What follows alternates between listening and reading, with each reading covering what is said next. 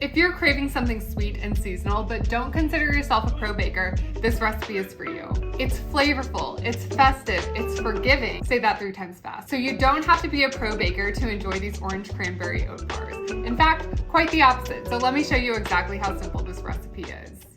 We're gonna start by browning some butter. Grab 2 sticks of unsalted butter and we're gonna toss those in a saucepan over very low heat. When you're browning butter, here's a few tips that'll help you out. Number 1, keep the heat as low as possible. If you have to wonder if your burner is still on, you're probably at the right temperature. Second, make sure you're stirring constantly. If you don't, you risk scorching the milk solids that are in that butter, and that can impact the entire recipe. So this is the one part that requires a little bit of vigilance. Finally, remember that when it's done, it is done. Brown butter can go from being toasty and delicious and amazing to scorched and burnt and terrible in a matter of seconds. So as soon as you see that color turn over to a nice caramely golden brown color, pull it off the heat and transfer it into a small measuring cup or a bowl to let it cool off while we work on everything else. Now, I personally think that browning butter is worth every second of these extra prep steps, but it does add about 10 minutes to your total recipe time. So if you're in a hurry, no big deal. Just go ahead and fully melt those 2 sticks of unsalted butter and move on to the next steps. Oh, and don't forget to preheat your oven to 350 degrees Fahrenheit. Once you have that done, it's time to move on to our dry ingredients.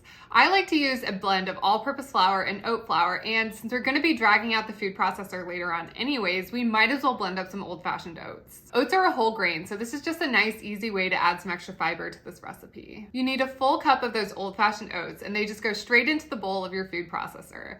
Go ahead and blend that on high for about 30 to 60 seconds, or until it looks roughly like this.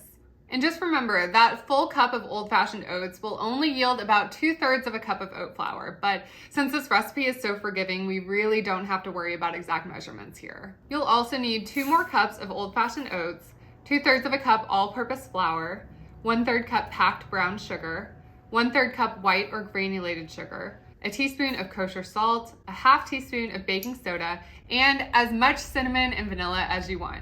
2/3 cup sliced almonds, and you're also gonna wanna zest an entire orange. Throw half of that into the dry ingredients, but don't worry, we're gonna use the other half later. And pause for just a second, I have to show you this orange. I mean, yes, we call them navel oranges for a reason, but this is the funniest looking belly button I've ever seen on a fruit. Okay, the last thing we're adding is that brown butter from earlier. After that, you can fold it all together until it makes this nice crumbly texture looking like this. And from here, we can prep our baking pan. I'm gonna use a 9 by 9 inch square pan, and the key to this is to line it with parchment paper. And while you could just cram it in there and wad it up in the corners, you're gonna make your life a lot easier if you trim it down to size and leave these 2 tabs on the ends. This is gonna make it a lot easier to remove the oat bars from the baking pan after they cool later. Transfer about half of that crumb mixture into the prepped pan and use the back of a spatula or nice clean hands to press it into an even layer. After that, grab your food processor again, and we're gonna put 1 bag of fresh cranberries into the bowl. Cranberries are a good source of vitamin C, plus they have high levels of antioxidants and anthocyanins. That's what gives them that beautiful, deep red color, and it's gonna look beautiful when you get them into these bars later. Pulse the cranberries until they're roughly chopped, and then you can pause to scrape the sides if you need to. You'll also add 1/3 of a cup granulated sugar and the rest of the orange zest from earlier.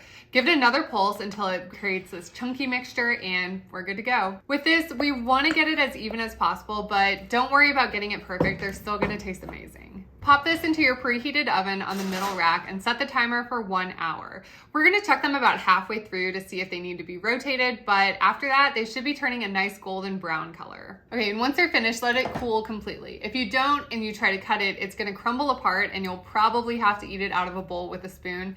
And honestly, I probably wouldn't have an issue with that, but the name of the recipe is Orange Cranberry Oat Bars, so I'm just trying to keep it that way. So while we're waiting, let's take a minute to talk about flavor pairings. You might be thinking, why oranges?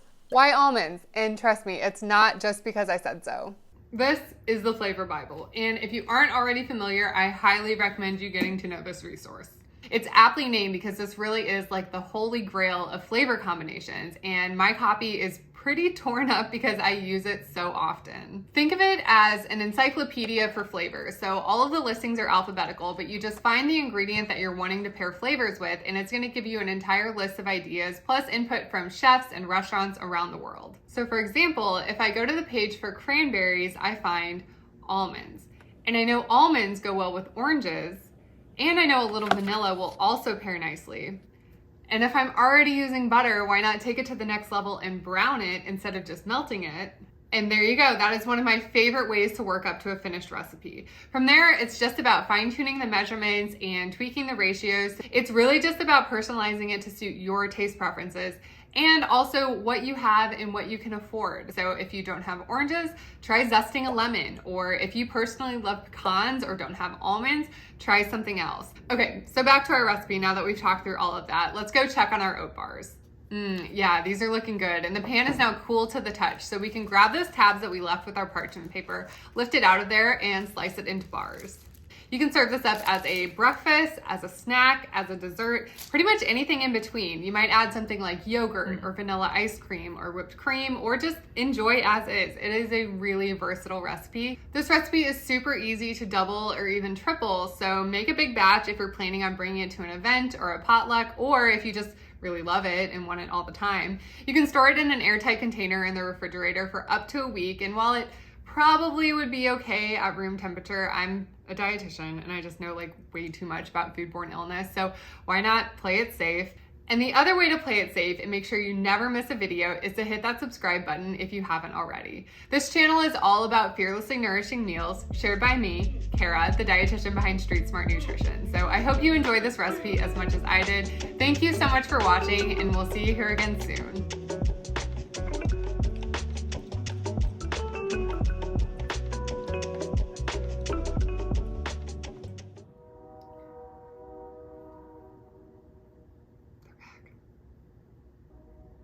I also know vanilla is gonna go well with all of this.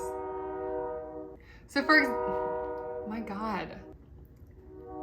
This is why it takes me so long to film videos, because this has been going on for like 5 minutes. We could be done by now. We really could.